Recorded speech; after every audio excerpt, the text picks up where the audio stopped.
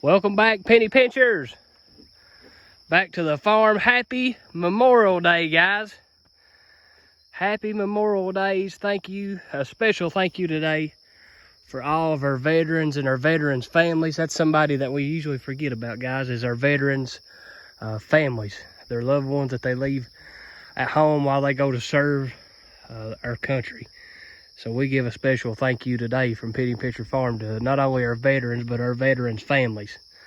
Thank you guys for everything that you do and for lending us your men and your women of your family to serve our country for the freedom that we got to do what we have here in America. So thank you guys for that.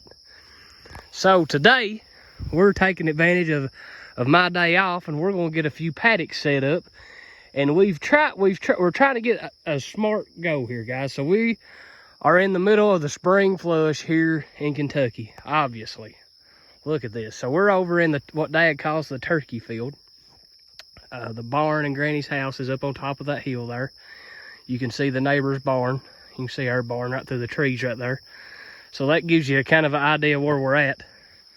So this is the turkey field that we're standing in, and we have just built a line.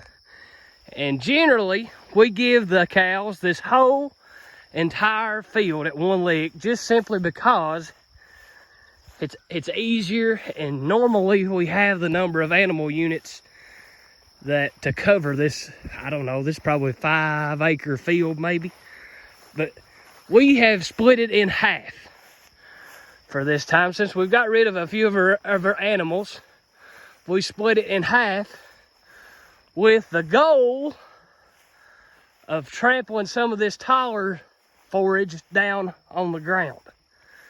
And just an adverse effect of making smaller paddock sizes, you're going to have longer rest periods. So instead of giving them this whole paddock, guys, we're going to give them this side for a few days. Then we're going to roll our wire back and move it over here next to the woods and give them that side a few days from now. But look at the forage, guys. This is unreal. And if I was a good computer guy, I've got pictures of this field that I took in 2018. I think it was the fall. Let's see, it may have been the spring of 2019 when we first took over the farm here at Grandy's. And I was standing at that far corner, and I took a picture of this field because I had just purchased however many hundreds of dollars worth of fertilizer that I was going to be putting on this field the next day. So I was getting me a before and after picture of the fertilizer. And guys, I'll just be 100% with you. This field looks better now, 2023. 4 or 5 years later, it looks better now without any fertilizer than it did that year with fertilizer. It's so much thicker, and for whatever reason, guys, I've noticed it. And I don't know if this is more of where it's like a kind of a meadow, I guess, where it's got woods on both sides. So a lot of the time this field is getting shade on it or what. But there's not any briar rose bushes grows in this field. Have you ever noticed that, Dad? And I couldn't tell you why, because we literally do the same all over the farm. As you can see on that hillside right there. That hillside, which is the hillside, so that makes it even worse, loaded with rose bushes. Right there's two. Right there's two. So I told a partly untruth. But guys, you'll see right there, the grass is smothering them out. That's essentially what's happening. The grass is smothering those rose bushes out. Briars, whatever you want to call them. They're getting smothered out because the grass is doing so good. And that's what you'll see. You're going to get rose bushes in your pastures when you're rotational grazing. That's just part of it. If you just flat out don't bush hog 3 times a year, you're going to get rose bushes. So like up on the hillside up there, that's so steep, we've not bush hogged it in probably 3 or 4 a year. That's why those rose bushes are so big.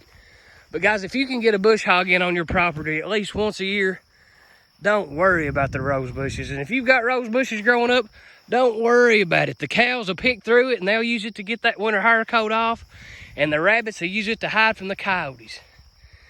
Guys, don't get caught up on them darn rose bushes. I hear so many people say, that looks awful. Well, I tell you what looks awful. A bank account with a bunch of zeros in it, with nothing in front of it. Now, if you got a number in front of the zeros, you're talking a different story. But I've never talked to a farmer that's had that problem. Have you, Dad? No. They said they just made too darn much money farming. Think about that, guys. I have never talked to a farmer that said, I feel like I'm cheating the world because I am making too much money. But if you'll give this rotational grazing, guys, give it a try, you'll feel like you have got a leg up on the playing field anyway, because you're growing this kind of forage essentially for free. Whatever it costs to put your fence in, whatever it costs to buy your animals, whatever it costs to keep them in mineral, whatever it costs to buy a side-by-side and put fuel in it, guys, that's pretty much it. 10 minutes to put this fence up. Yeah. Be generous and give yourself 30 to 45 minutes a day to come out and play with your cows. You call it work, or you can call it rehab, clearing your mind, getting back to nature, getting back to God, whatever you want to call it. That's what we call it here at Penny Pincher Farm. We call it this ain't work. We enjoy getting out and doing this, especially on a day like today that it's 70 degrees probably.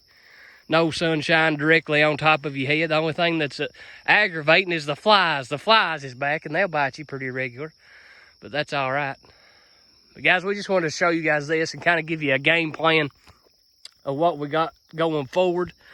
We're going to try to get these paddock sizes down just a little bit smaller to trample a lot of this overgrown, mature forage on the ground, because that's what inevitably goes back to the ground and acts as fertilizer. That way next year, this piece of ground is just going to keep getting better and better. So guys, this is Penny Pincher Farm. Got a surprise for you coming up today. Not going to tell you in this video, so tune in for the next video. Guys, like, subscribe. We love comments. We love interacting with you guys. So if you all got tips or comments for us, please let us know. We want to hear what you guys are thinking, and we take all the help we can get, guys. So we appreciate that. But big surprise coming in the next video. Like, subscribe, share us on Facebook. Whatever you want to do. Especially if you got friends that's thinking about getting into the regenerative ag side, or if you got friends in the cattle business at all, share us, guys. Send them a message with one of our YouTube video links in there and make them mad. If you got somebody that's completely opposite of this right here, that's doing it though conventional, send this to them and do them a favor and make them mad, guys, and show them that there's a better way to take part in the cattle business. But this is Penny Pincher Farm. Catch you later.